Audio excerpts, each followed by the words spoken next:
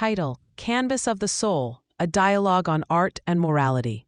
Setting: a quiet art gallery after closing hours. 3 characters: Nieve, a passionate philosopher; Theo, a formalist and Kantian; and Leo, a moralist inspired by Tolstoy, stand before a painting of abstract. Scene opens with ambient sounds of a museum shutting down, distant footsteps, fading announcements. The 3 characters gather near a large, colorful canvas. Nieve, gesturing toward the painting. Strange how silence makes art feel louder. This piece, chaotic yet captivating. But tell me, friends, does it matter if the artist was a monster or a saint? Is art to be judged by its own essence or by its moral implications? Theo. The timeless question. But I stand with Immanuel Kant. Art, true art, must be appreciated for its aesthetic form, its beauty, harmony, and the disinterested pleasure it evokes. Morality is a separate domain. Leo. Separate? Hardly. Leo Tolstoy would have called that a dangerous illusion. In What is Art? He argued that art is not simply beauty for beauty's sake. It is a conduit for moral feeling. True art communicates sincere emotion that binds humanity together. So for Tolstoy, art that doesn't uplift or unify is invalid? Leo. Exactly. He believed that art that doesn't contribute to moral progress is mere decadence. A painting, poem, or symphony should move us toward goodness, not away from it. Theo. But isn't that a limitation? If we burden art with moral demands, we risk censorship. Artists must be free to explore without being moralized into submission.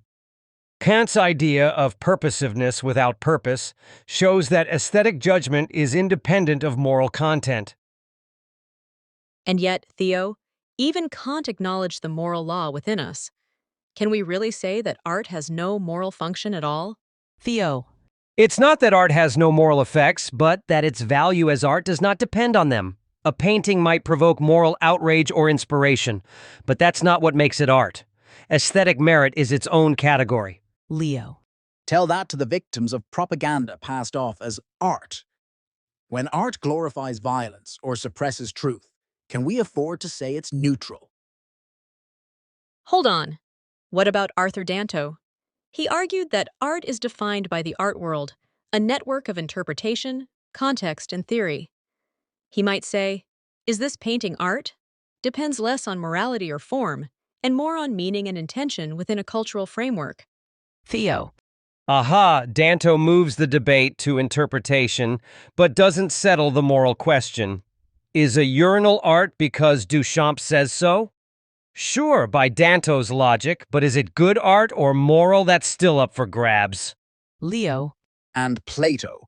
He would warn us against the seductive power of art that appeals to emotions without truth. Remember his call to banish poets from the Republic. He feared art's ability to corrupt the soul. But Aristotle responded, art can be cathartic. It's not corrupting, it purifies emotion.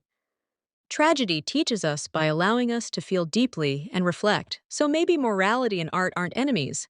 Maybe they're dance partners? Leo. As long as art dances toward the good. Theo. Or toward the beautiful. Nieve. Perhaps toward both. They fall into a moment of contemplative silence. Nieve, softly.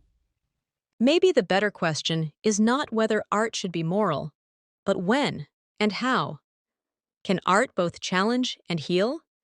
Can it disturb and still be just? Theo. Art must remain free, but freedom does not mean irresponsibility. Leo. And responsibility must not become tyranny. Then maybe art's autonomy isn't isolation, but dialogue between beauty and truth, between feeling and reason, between self and society. They gaze at the painting once more. A faint smile appears on Leo's face. Leo. Even chaos can carry meaning if we dare to interpret it wisely. Art is not a handicraft. It is the transmission of feeling the artist has experienced. Leo Tolstoy.